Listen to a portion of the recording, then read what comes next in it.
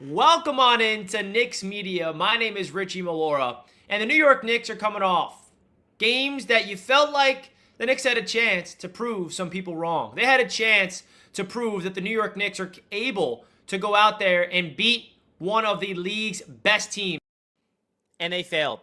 They absolutely failed, folks, and we're going to break it all down.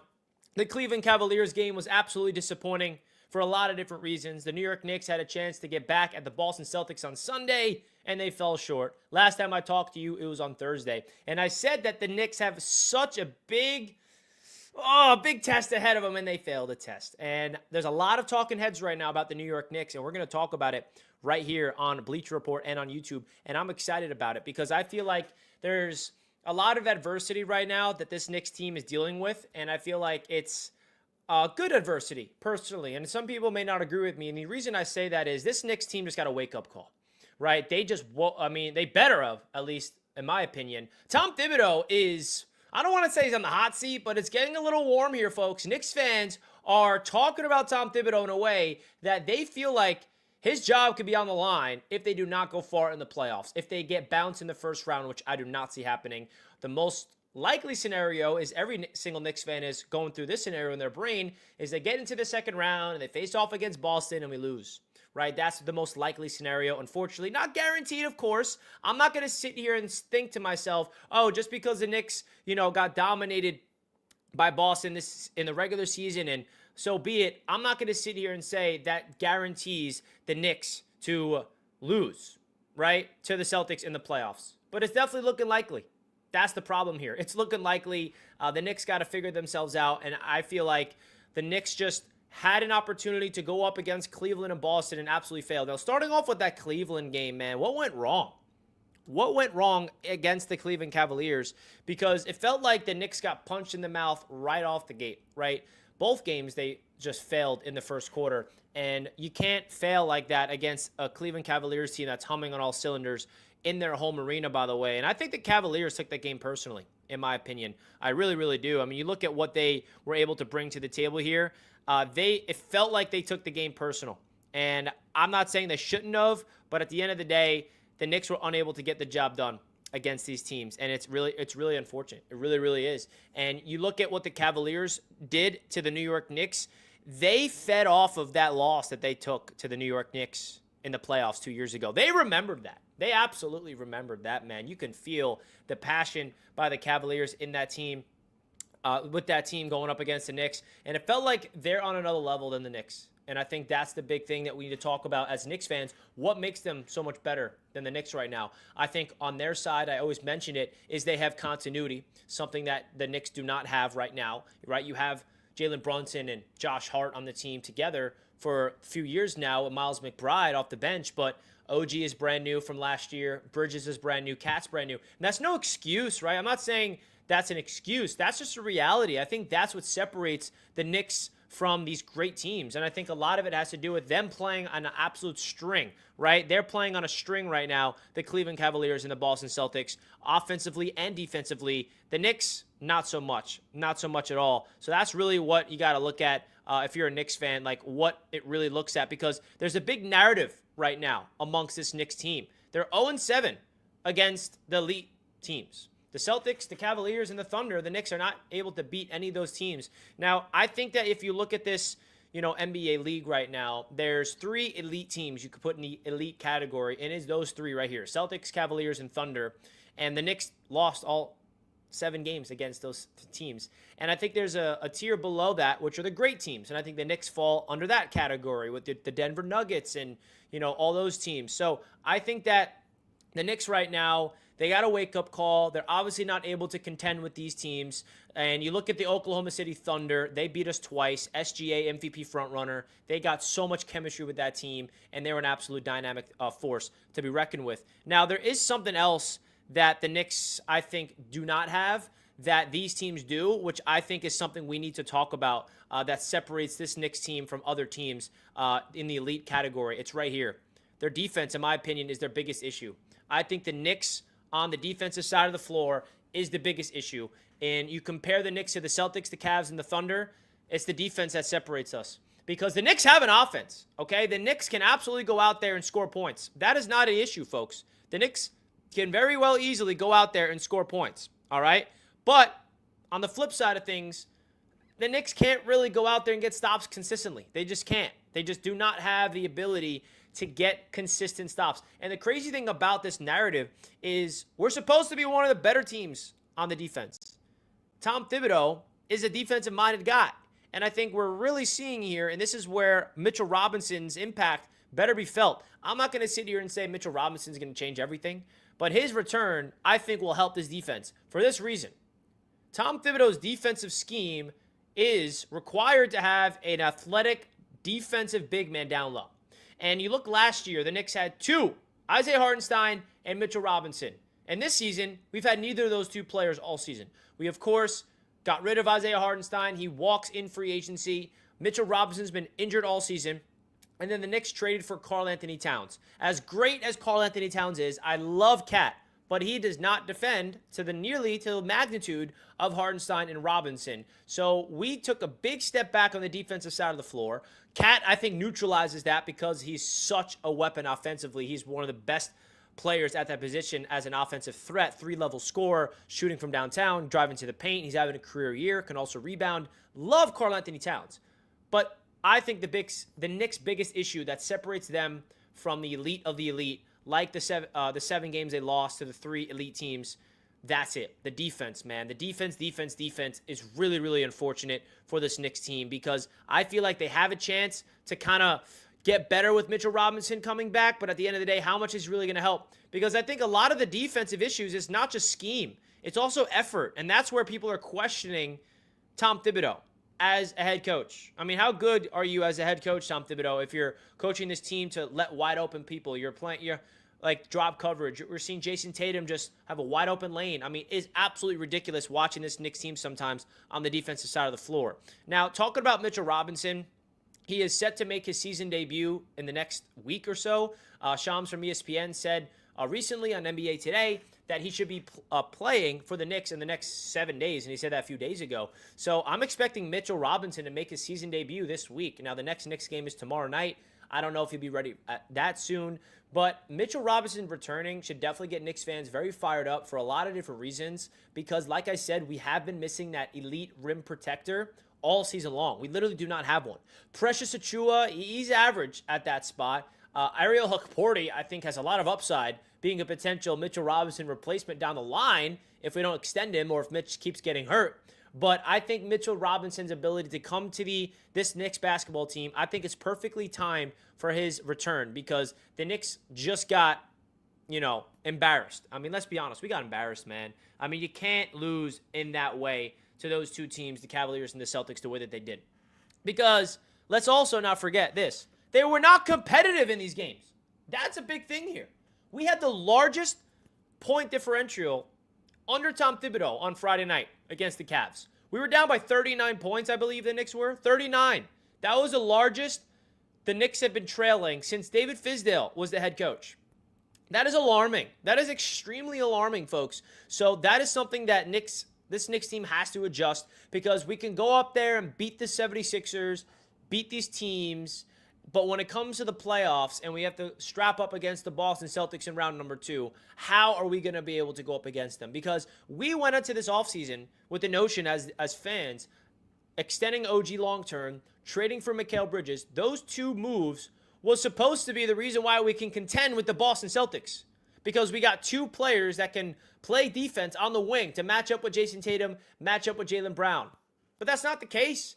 I mean, I don't see their defensive impact. Mikal Bridges got to play better ball. I mean, he is not playing positive basketball these last few days, and I hate to call him out like that. I'm a big Bridges fan. I do expect him to keep getting better as the season goes on here, but when you're not providing impact, I mean, listen, it's not like he's an absolute bum. He had a clutch block against Chicago to get that victory on Thursday night against Vucevic, which he absolutely loved to see. But where was he against Cleveland? Where was he against Boston? Those are the matchups that you're expecting a guy like Mikal Bridges to kind of step up and be a dynamic piece, both offensively and defensively. So that's something you got to talk about. OG Anunoby coming back from injury. You haven't really seen any type of impact of his ability being positive. So that's something we all have to come together and figure out a way that this Knicks basketball team has to show that they can contend against the elite of the elite. And let's also be honest. These regular season games also don't matter too much because everything matters come playoff time. If the Knicks hypothetically beat the Cavaliers and beat the Celtics this weekend, by the way, that does not prove anything because we got to do it in the playoffs. Just like right now, the Knicks lost to them. So I think either way, the Knicks fans celebrating in a hypothetical victory against the Cavs and Celtics, or on the other side, which we are in reality right now, the Knicks losing to these teams, I don't think it really is a guarantee that the Knicks are not going to be able to adjust and play better basketball when it comes to playoff time. But I also understand the Knicks fan right now being alarmed and being concerned and, of course, sounding all the alarms that the season's done. That's just something I personally do not agree with. I mean, you look at the Knicks record, we're 37-20. 37-20. I mean, I don't think Knicks fans have to go into a panic mode. I mean, relax, Knicks fans, please, because I'm sick of seeing Knicks fans panicking that all of a sudden the season's a wash. We're done because we can't contend with the Celtics or the Cavaliers, who are the elite of the elite. This Knicks basketball team was assembled this offseason by Leon Rose to establish a culture and establish a new core of guys that is going to be here for the next 2 to 3 years. Bringing in Cat the way that he did, bringing in Bridges the way that he did, extending OG Anunoby, Brunson signing that long-term extension, right? Like, this Knicks team is not going to be able to win a championship right away this season. And I know no one wants to hear that, but that's the reality. And I'm on record to say, heading into this season, this year is going to be about establishing an identity and establishing a culture with this new roster, right? Tom Thibodeau and Leon Rose, they established their culture when they first came here, and now they flipped a lot of players, flip picks for the roster they have now. But now you look at the roster, they're expected to be here long term. All right, we do not have a pending free agent hitting the open market this year. That's an important piece, besides Precious Achiuwa, which you can argue is an important piece for sure. But in terms of the starting five, there's nobody that's going to be leaving this Knicks team. We're going to have the same starting five next year. And I always like to remind everybody what separates the Knicks from the elite of the elite, from the Celtics, the Cavs, the Thunder. They have all had continuity, which in my opinion is the biggest strength you can have as a basketball team. When you have the same core of guys playing together for years and years and years and going deep in the playoffs and losing, dealing with adversity for multiple seasons, you're going to get better every single year. And the Celtics, they've had years to develop this culture with Jason Tatum, Jaylen Brown, Pritchard off the bench, sixth man of the year potentially, Porzingis. I mean, you name it. Drew Holiday, that's a championship team. They proved it last year. The Cleveland Cavaliers, they trade for Donovan Mitchell. In the first year, they get bounced in the first round by the Knicks. And then year two, they go to the second round, gets bounced by Boston. And now in year three with that core, look what they're doing. And I know it doesn't feel like this is, year one of this core with the Knicks because we've had Brunson for now 3 years. But this is the first year of this brand new core that the Knicks have. And that's something we have to realize. And I'm not sitting here making excuses. I'm just presenting the facts that that's the reality of this situation right now. As us Knicks fans, got to realize that. That's how I look at it. That's how you should look at it too, in my opinion. Now, I'm never going to tell people to, how to be a fan or anything, but that's how I look at it, man. It's definitely how I look at it. So you guys let me know if you agree with that or you disagree with that. Now, another thing I got to talk about, Tom Thibodeau. Tom Thibodeau. What's going on, Tibbs? Tom Thibodeau. A lot of Knicks fans are getting sick and tired of Tibbs and thinking that he should be fired. And that's a big deal. That is a big deal because if the Knicks lose in the first round, I think that's a possibility. If the Knicks lose in the second round to Boston in 5 or 6, do you think that's a real possibility here? Because we're going into these games with Tom Thibodeau, and you're wondering, okay, the defense is supposed to be your strength, and the defense is a liability right now. What positive is Tom Thibodeau providing? I think he's adapted a phenomenal offensive scheme, in my opinion. He's kind of transitioned from his old school mindset of relying on half-court offense. They definitely are still a slow-paced team, but I can see the Knicks more pushing the pace. Every time Josh Hart gets a rebound, he's going downhill. He's pushing the pace. He's trying to find open shooters in transition. And speaking of transition, the Knicks are absolutely awful in defense in terms of transition defense. I mean, the amount of easy buckets Boston got in transition was ridiculous. Drew Holiday leaking and cherry picking. Where is the transition defense? So that's where everyone is putting their microscope on this Knicks team. Are they frauds? Are they not as good as we thought? I think they are exactly who we thought they were, in my opinion. Now, ideally, we like to beat these great teams, but that's not the case. We're 0-7 against them, and I think that we are a team that is very good. Borderline great. Elite? No. We're not an elite basketball team. Being 37-20 on the season, that's 17 games above 500. This is the best Knicks team we've seen in a long time, and it doesn't even feel like that. It doesn't. I get it. Knicks fans don't want to hear it. Knicks fans feel like we got to be better. We got to be 40-17 and beat everybody. I get it. You want to be the best of the best. We went to the second round back-to-back years, and if we go to the second round and lose again, it's going to sting. It's going to sting, especially if it's Boston. So as of right now, the Knicks are the 3rd seed, and the projected win-loss is around 51.5 games, and that's a lot of wins. Last year, what do we have? 50 wins, 2nd seed in the East. So, we're right around where we were last year, borderline better. And I still believe in this Knicks squad. And I'm not saying you should too, but I believe that we can still get something done. I believe that this Knicks team is destined to do great things. In the postseason, I'm talking about. I think we're going to win round 1 and give me Boston round 2, and you never know. Because the one thing I know about this basketball team, especially Jalen Brunson, is history will say he levels up his game when the pressure's at its highest. And Jalen Brunson was not the reason we lost in the second round last year. Absolutely not. The injuries caught up to this Knicks basketball team. So as long as we're healthy in the playoffs, it's a different world in the NBA postseason. And this Knicks team has back-to-back seasons of experience going deeper into the playoffs. And I think Jalen Brunson has proven to me that as long as he is our starting point guard and he is the franchise of this, the center of the franchise, we are in every single game. And then you add Karl Anthony Towns to the mix. I mean, it's a nightmare to defend. So the Knicks got to make adjustments. They got to learn from these games, which is why I feel like them going into the, adversity world, right? And I said the Knicks just failed the test. They did. And with the Mitchell Robinson returning, that could be a big plus, man. Big Mitchell Robinson coming back could change everything. It really could. If you ask yourself, what's the biggest issue with the Knicks? It's defense, folks.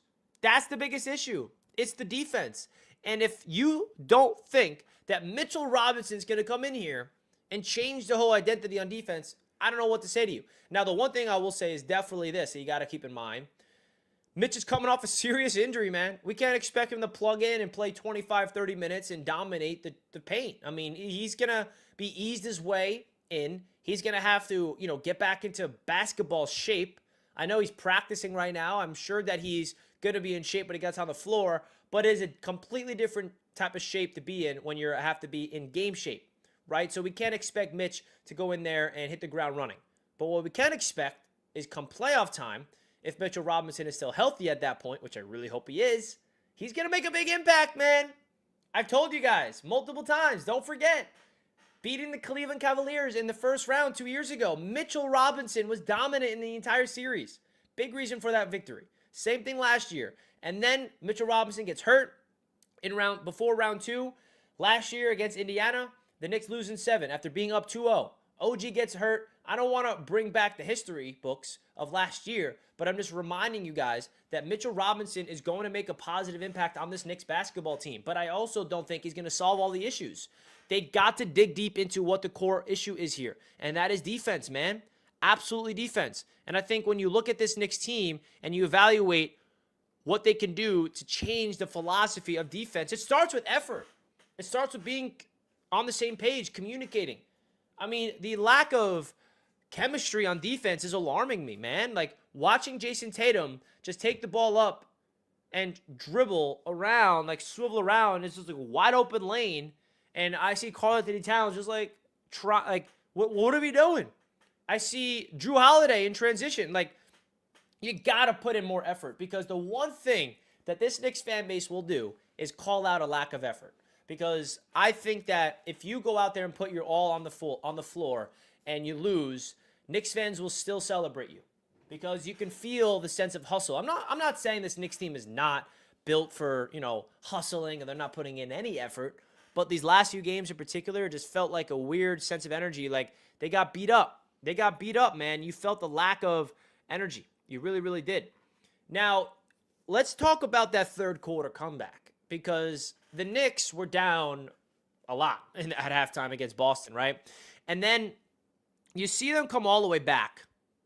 You see the Knicks all of a sudden hit every shot. They score 39 points in the third quarter. They make it a game. But guess what? This is a game of runs. The Knicks were destined to go on a run. We call that a fake comeback. You can't start the game off that bad. That is something that has to change.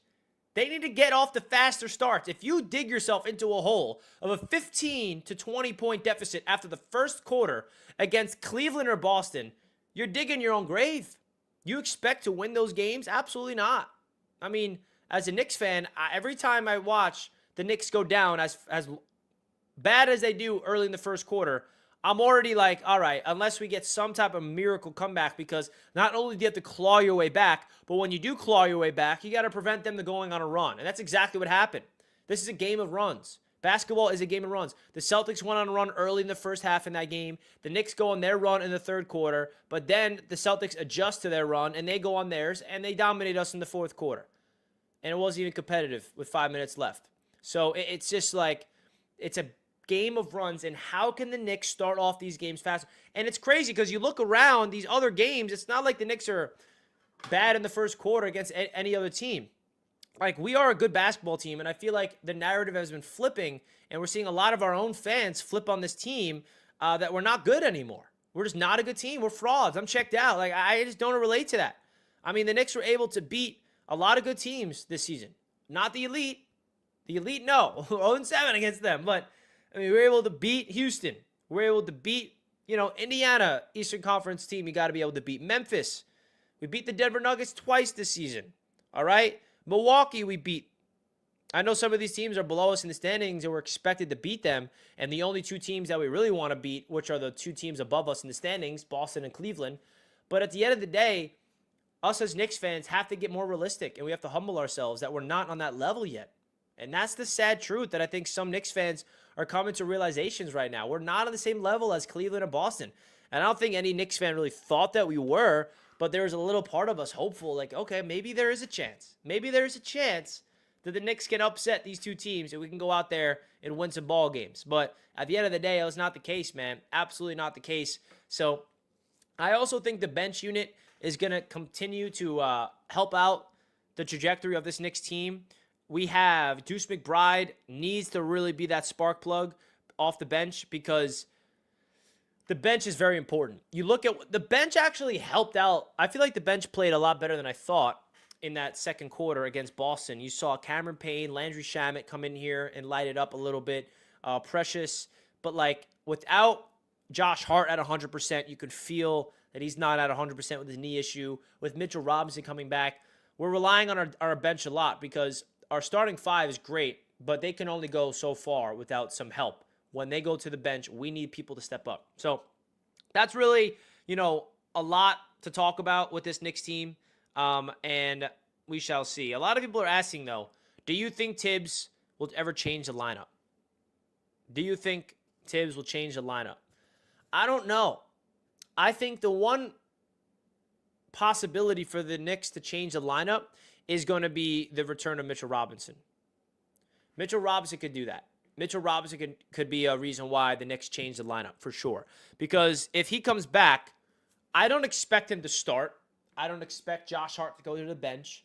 I expect the starting five to stay the starting five and Mitch to come off the bench.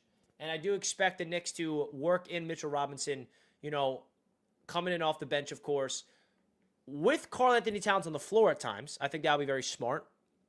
But I feel like, do you think Tom Thibodeau is going to change the lineup? We've seen it before. And Mitchell Robinson came off the bench last year, subbed in for Isaiah Hartenstein, which was great. So I expect big Mitchell Robinson to come right back off the bench for this Knicks team as we enter a back-end stretch run. So it's going to be crazy, man. I think that this Knicks team's got so much energy, man. And I feel like the magic of the season got ripped away from this weekend. And that's the sad part about it. When you fail the way that you did against those teams, it's going to be felt. It's going to be felt, man. The Knicks went out there and lost to two teams that you felt like the Knicks could absolutely beat one day, but they failed in a weird, weird way, bro. They struggled. They absolutely struggled. And I feel like we're going to see something different with Mitch coming back. Not only defensively, but let's talk about the offense with Mitch and how that's going to change. Because Cat and Robinson on the floor at the same time is a mismatch nightmare for opposing teams. And that is going to be something we've never seen with this Knicks team yet. Can you imagine what they're going to do with Cat at the 4, Robinson down low, Brunson, OG, Hart, whoever the lineup is? It's going to be a lot of length, a lot of size, a lot of, you talk about Mitchell Robinson down low, and then Cat camping out in the corner, pick your poison. You're going to guard Mitchell Robinson down low? All right, here's an alley-oop. Oh, you're going to leave Cat wide open in the corner? Here's Cat, who's going to get a wide open three-pointer. So I'm excited for Mitchell Robinson's return. I'm a big fan of him. I think that he can provide a huge positive for this Knicks basketball team in the back end of the season. The timing of it is phenomenal as well. And if you're a Knicks fan, man, just be hopeful, be excited for the future, and just be, try to look at it from the perspective that these few games against Boston and Cleveland is not going to take away all the magic we saw this season. I don't agree with that. I don't look at those two games like, yeah, we stink, we're overrated, we're trash, we're not good. Guys, we're 37-20, folks. That's a good basketball team, man. It really is. And I'm someone that I'm not going to be upset at the New York Knicks being 37-20 after them losing 2 regular season games. I'm just not. I really am not. If we go out there and get swept in the playoffs, yeah, I'll be mad, and I'll be talking about that and being very pissed off. But as of right now, we're not in the playoffs, last I checked. We're not. So let's keep the heads down, and let's hope that this is a wake-up call for this Knicks team, and they can figure themselves mentally, man. I feel like the mentality of this Knicks team is tested right now. It's being tested. They got to completely put their ego aside, dig deep into the core of the issue, find that issue, face it as a team, as a unit. The coaches need to come together and figure something out. Tom Thibodeau needs to make proper adjustments. It needs to be a whole approach of this Knicks basketball team, man, because at the end of the day, you're never going to succeed in this league in the playoffs if you do not all play together and you come together through this adversity time. So I feel like the Knicks failing the test, maybe they can use it as a positive. Maybe it can fuel this Knicks team moving forward. But again, the Knicks are 37-20 on the season, and I'm not going to say it's been a failure. I really, really am not. I'm sorry if some people feel like that the season's over. I'm not going to do that, man. Come on, Knicks fans. We're better than that. Be excited. Go to Knicks games. Hype up this team. And I'm someone also that believes in positive energy from fans can impact something great. And what I mean by that is when teams struggle and players start to struggle, instead of turning on them and booing them, if you support them while they're down and they get some, reassure that the fans got your back. Like, that's how I look at it as a Knicks fan. Like, the Knicks go through a little lull, they go through some losing streaks, or they're disappointing. Instead of booing them and, kicking them while they're down, be optimistic and pump some positivity so they can figure themselves out. Because this Knicks fan base is so passionate, arguably the best fans in all the basketball, in my opinion. New York is just another world. I don't need to go out here and talk about how great New York is as a fan base, but I feel like we have a special ability to elevate the players on this Knicks roster, especially games at home at the Garden, and even on the road. You go to Knicks games on the road, and you see Knicks fans taking over the arena. We move different. We move different. So let's hope this Knicks team can learn from these last few games. Get right back game is tomorrow night against Philadelphia. They better get that job done. The 76ers are absolutely on a downward spiral with Embiid still hurt. He just had a crazy news with his knee problem. They've lost I don't even know how many in a row. All right, so that's going to be a big game for the Knicks. And then we're in Memphis on Friday. The Memphis Grizzlies have the same exact record as the Knicks, so that's going to be a big test for us. We beat them early on in the season. And then we're in Miami on Sunday, which is going to be a big game against a team in the Miami Heat that shipped away Jimmy Butler. They're entering a new era. And then speaking of Jimmy Butler, we got to face off against Jimmy Butler at home against the Golden State Warriors on March 4th. All right, and then we're on the West Coast trip, going to LA, Sacramento, Portland, facing off against the Warriors as well again, and it's going to be interesting. So my name is Richie Malora, folks. I appreciate you guys big time tuning into the channel and tuning in here to the live simulcast on Bleacher Report and YouTube at the same time. I appreciate all the love and the support. Let's go Knicks, and just don't give up on this Knicks squad. Please, folks, Knicks fans, let's rally around the troops. Let's be louder than ever and be hopeful that this Knicks team can deal with the adversity the best way they possibly can with Mitchell Robinson returning. All right, Big Meech. Love you guys so much. Enjoy the rest of your evening, and I'll see you guys next week or Thursday here on Bleacher Report. Same time, same place, Thursday at 5 p.m. EST. Peace out, folks.